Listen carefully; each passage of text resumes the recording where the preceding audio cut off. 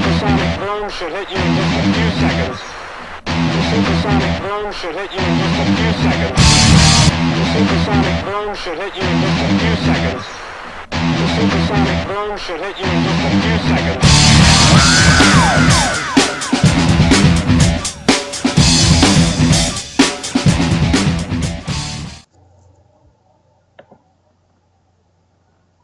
What is going on YouTube? Smash Restore 33 here, bringing you another Pokemon Black and White Wi-Fi battle. This is a standard OU match versus Indieecho, and it was a pretty fun match. I really enjoyed it, and I know I've been delving more in the lower tiers lately, but I decided to get back into OU with a brand new team I just picked up today, or rather, when I upload this, I upload, and it'll be from Sunday. So hope you guys enjoy, and let's get right with the match. I actually haven't battled Undie in a while, so it's bound to be good. So he's gonna lead off with Espeon here, and just probably a dual screen SP or something like that. Now I'm gonna lead with my Democracy, because that's what you do in the USA. You lead with your democracy.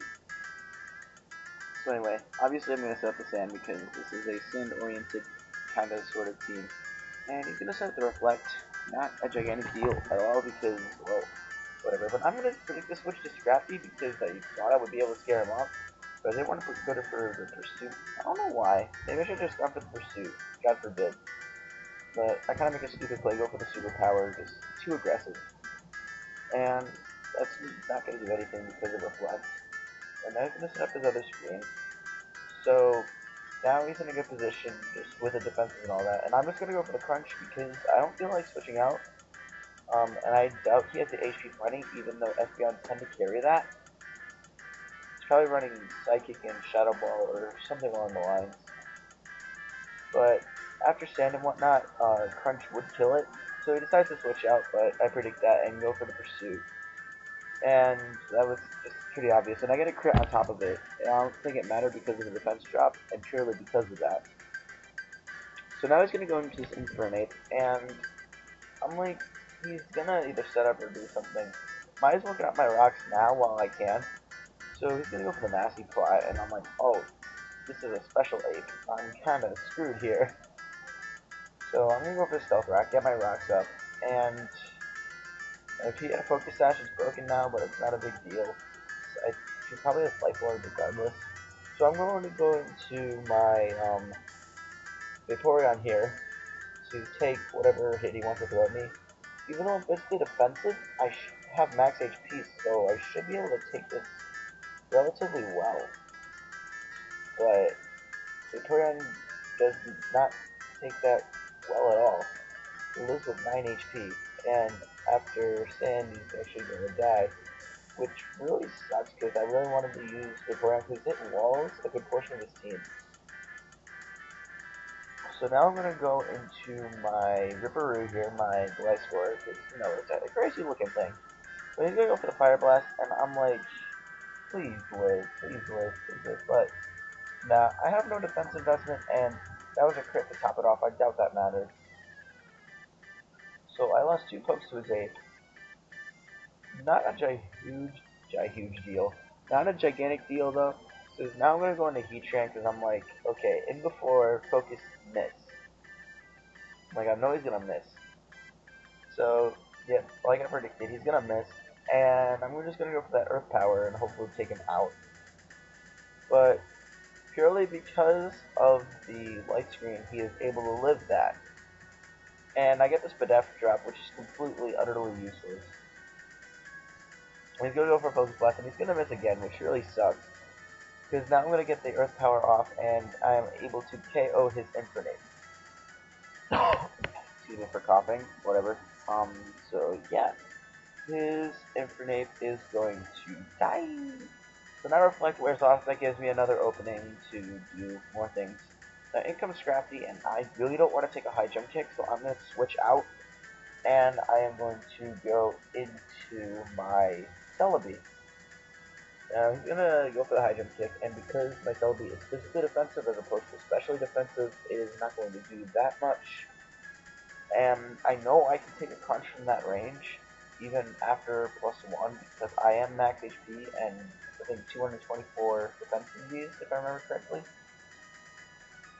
So it looks like he's a more bulky variant of the DD Scrappy, so now my scream wears off, and I figure I might as well paralyze this thing because it's going to end up sending up Dragon Dances, so I might as well cripple it now. So I do in fact go for the Thunder Wave, as he goes for another Dragon Dance. I mean, his attack is going to be boosted, but he's not going to be outspeeding anything anytime soon. Unless you run into, like, Ferrothorn or whatever. You know, everything outspeeds Ferrothorn, but that's a whole nother story. So, after all these afterturn effects, God, I forgot how long these things take. I don't know, whatever. But now I'm going to go for the Giga Drain here, hopefully do some damage. But he is max HP, max special defense. He's that big bolt, or not that big bolt, yeah, he is max special defense. So, I'm going to go for the Crunch here, and even at +2, that doesn't do a ton, but it's an uncomfortable amount, and I'm not sure if I'm able to live another one after I recover, but I believe I am able to. It's not going to be a big thing, but I believe I actually predict the Parahax and go for the recover anyway. Because I just have that feeling, you know, that feeling where you're just like, he's going to get Parahax this turn. And sure enough, he gets the Parahax, which I felt really bad. He was ripping pissed over the Skype call we were having during this battle. So I'm like, oh, the Parahax. I'm like, this is before Parahax. I'm like, oh, geez. But this Scrafty is going to be relatively hard to take down with the Celebi. So I figure I'm going to switch out because he's going to go for Crunch again. So I'm going to go into I'm Your Son, which is my Agility Lucario. This is the first time I'm actually going to be using Lucario. I hope to get more use out of it because Lucario is a big threat, I'm telling you. So after Sandstorm and Lefties, I can easily take this thing out with a high jump kick. Because I am max attack after all, so easy high jump kick is easy high jump kick. I actually had a battle before this, and I was facing a Parahax, and I'm like, I can take this thing out with a high jump kick and sweep, but it was high jump miss.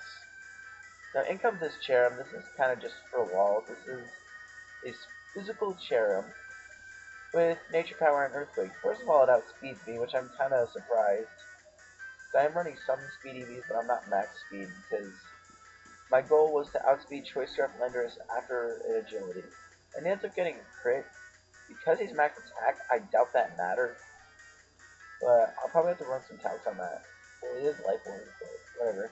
So now I'm going to go into my Tread on a Balloon. And obviously he's going to go for the return to break my air balloon, but it's all in vain because I'm going to completely, utterly roast this thing with a Fire Blast and call it a day for that Cherrim. But this Cherrim got a kill. That's reason enough to upload this. I mean, come on. If Cherrim gets a kill in OU, then obviously there's something to be said. So now he's going to go into his Kyurem here, and based on his composition, I'm pretty sure that he's Scarfed, and I don't want to take a Focus Blast. So I'm actually going to stay in. Excuse me. I'm actually going to stay in because I know after Sandstorm, I'm pretty sure I'll be able to live a Focus Blast, purely because Heatran has good special bulk. So I'm not worried too much, and I'm going to hit this thing with a Fire Blast because I'm like, screw it. Heatran doesn't need preserving anymore. So the Fire Blast does a lot, and the sand almost takes him out, but it doesn't quite. But he's going to die next turn anyway because of the sand, so I'm not too concerned about my Heatran dying in the next Focus Blast. So Heatran goes down, and therefore his Kyurem goes down as well. So now, double down, I believe he brings out his Scarf or his Rotom Wash, as I'm going to bring in my, what's his face? My Celebi. Wow, how did I forget Celebi's name for a second? But it's pretty much GG from here because I think all he has left is his Rotom. and I'm gonna go for the Giga Drain, and it's going to do a lot because, well, it's a Giga Drain. Obviously, it's going to do quite a bit, even though I have no investment whatsoever in special attack. So after the sandstorm, I believe she's just going to stall me out another turn, and she's gonna go for the pain split if I remember correctly. Oh my god, a lot of after turn effects, what the heck? But yeah, he's gonna go for the pain split here, and not a gigantic deal because one, even though I'm max HP and I'm gonna take quite a bit of damage from this pain split, I am able to get some health back from the Giga Drain, and it's not gonna matter because, well, Rotom can't really touch a grass type in general unless he carries that odd HP fire or ice, which is a very, very rare case. I've seen it maybe once, and never know. I mean, we both run some pretty SO tier stuff, so you never know what you're gonna see. I mean, I've seen dual screen Rotom. I actually have one for my first team I ever made, but that was a terrible rain team. I'm telling you, I used it once. It was just plain awful. So I'm gonna Giga Drain, and that is going to be the game. So I hope you guys enjoyed. Be sure to like, comment, subscribe, and I'm glad I'm back in OU, and I hope you guys are too. So that is going to be the game, and until next time, stay tuned. Smash Bros. Pro 33 signing out.